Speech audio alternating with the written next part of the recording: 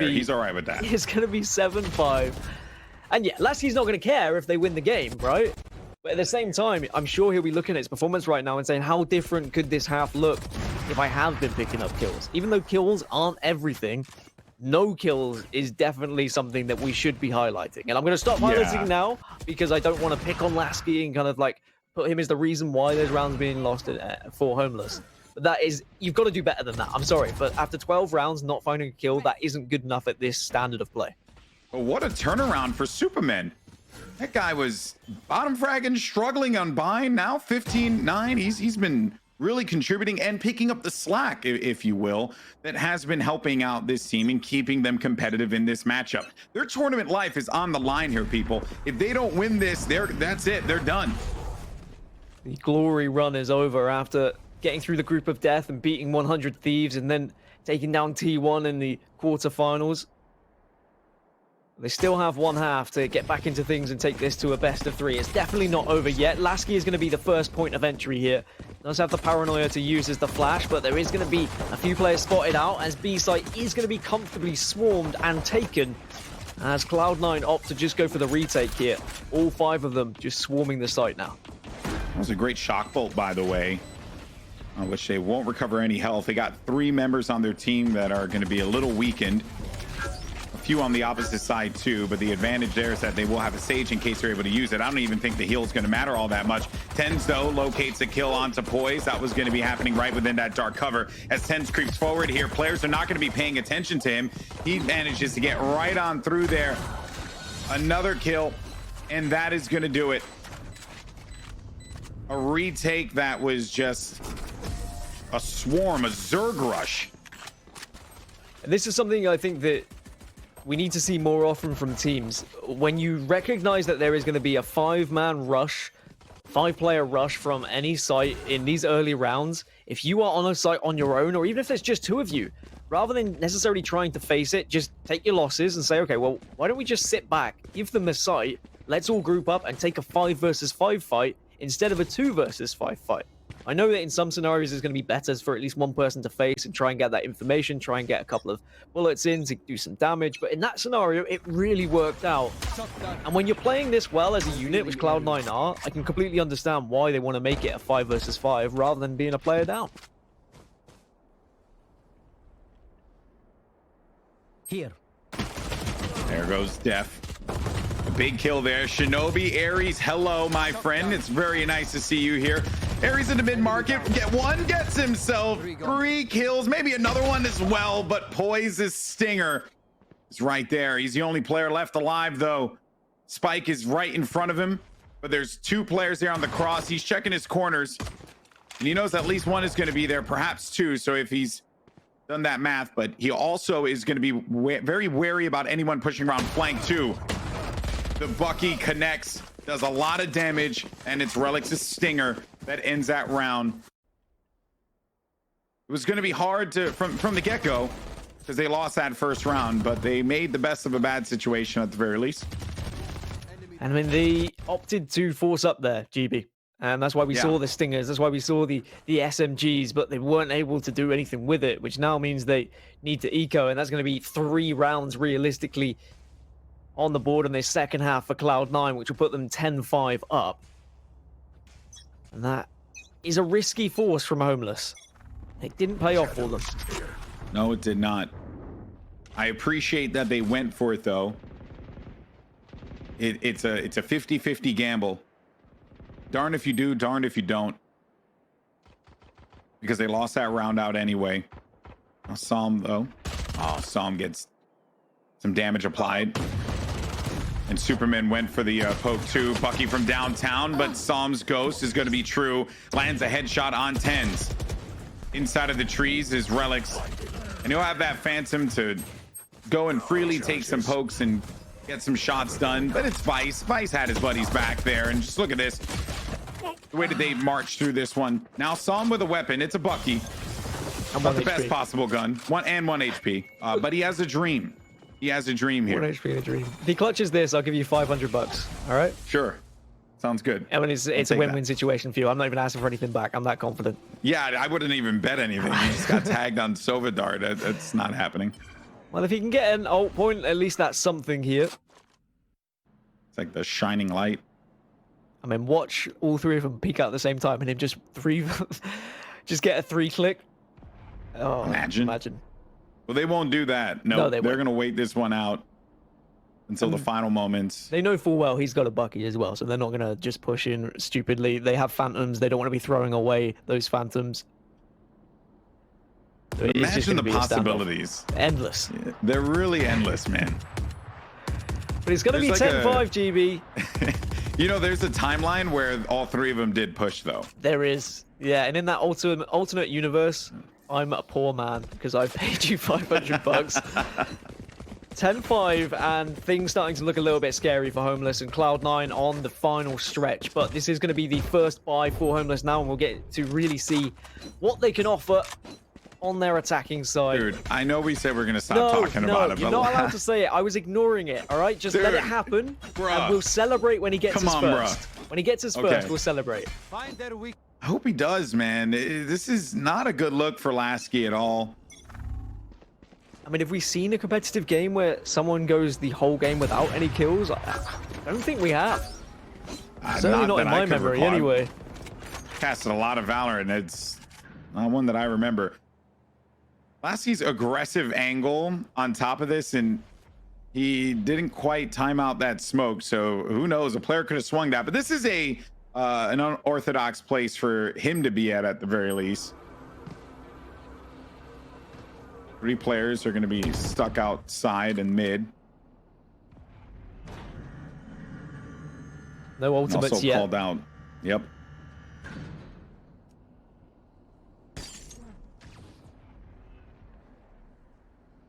And now Homeless decides what their attention will be focused on.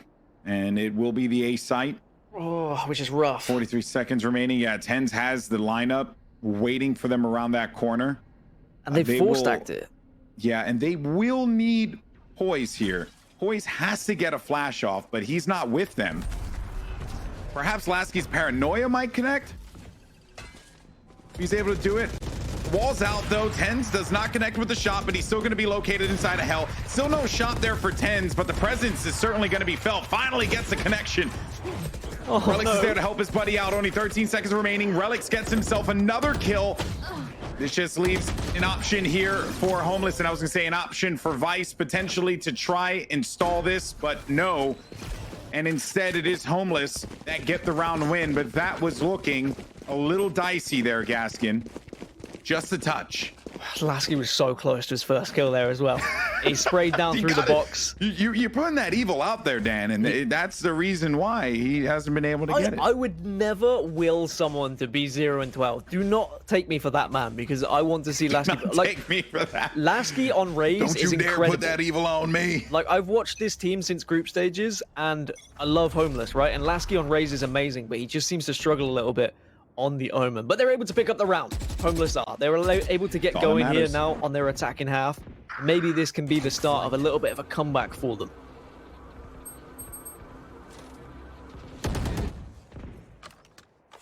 So they obtain the intelligence that there is a cipher there. A few more players actually going to back away. Som, though, off screen, does get a kill. A site is going to be available to them. Vice was the only one holding that.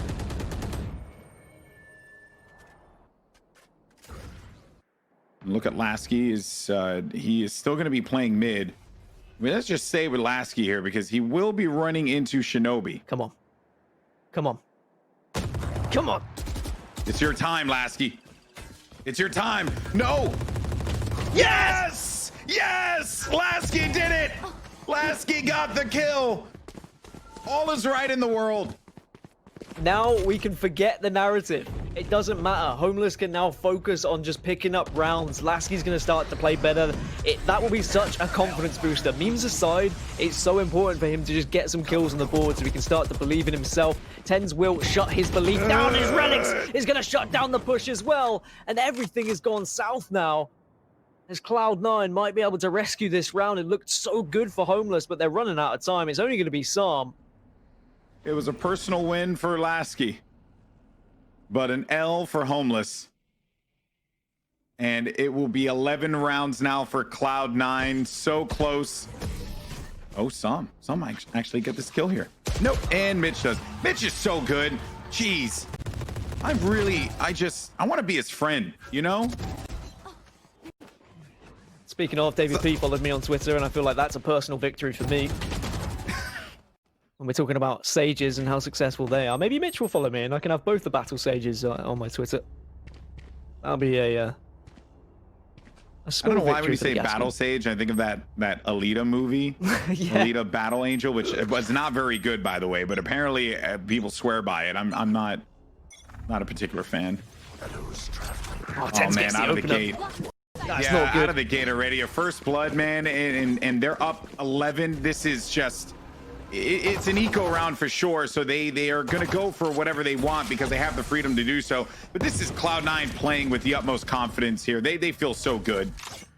And I think this is going to be another demonstration of the kind of Sage versus non-Sage discussion we were having, GB. And we were saying how a lot of teams like tried the non-Sage, but I feel like Sage is so important. Like, that wall can do so much for you. The slows are so huge as well. TenZ takes down dephh. And this is looking closer and closer like it's going to be a 12-6. And having Cloud9 on match point and getting them close to the final. Laski gets his second of the game onto another Omen. He's got a lot to do. TP straight into Shinobi. He teleported right into Shinobi. Mm-hmm. That is an oof. That's an oof. Supamen, the last person standing here, and TenZ 3 kills for that round. It started off with the first blood, and now Cloud9 is going to be at match point. Wasn't the most jaw-dropping, exciting game, but boy, did Cloud9 show us today that they have the consistency. They have the strats. They've put in the work. This is not the same team that you're seeing play in like Twitch Rivals tournaments. No, this team is really a testament of sticking together and figuring out what works and then playing around each of the strengths and weaknesses of your teammates. This is Cloud9 making a statement saying, like, why is everyone talking about T1, TSM, Sentinels? Why is no one talking about us as potential winners of this tournament? Because they have the possibility to do so. We have seen that today. Considering Homeless, how they tore apart T1, and now we're seeing Cloud9 do exactly the same back to Homeless. We're seeing such differences in terms of skill level and in terms of possibilities when it comes to how practiced these teams are on certain maps, the executions that are available for them, the defensive ability that they have on certain maps as well. And I really feel like Cloud9 are just gelling more and more every tournament we see them. And now they're going to be rewarded if they can get one more round with a grand final against Sentinels. Out of charges. Joke's over.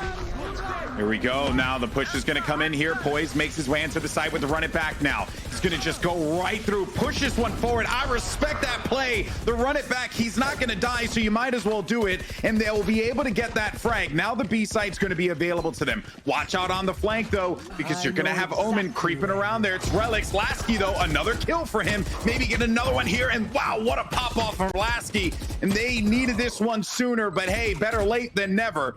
And now it boils down to your last two. Viso with a kill. Only player left alive is Some. Let's see if the Magician can pull a rabbit out of his hat this time around. He has a lot of HP remaining versus the other side. Omen's going to be tattered. Some gets the kill. Looking for another one, but Some cannot keep it alive. And the day belongs to Cloud9. They are going to be moving on to the finals here of PAX Arena, and a cursory tactical crouch there to close things out. C9 are your winners. And I mean, shout out to Rel. He's gone under the radar a little bit in that game, but time and time again, he's been clutching things out, winning his 1v1s, being there to support his team, trading off kills that have gone the other way. And Cloud9 looked so strong. I mean...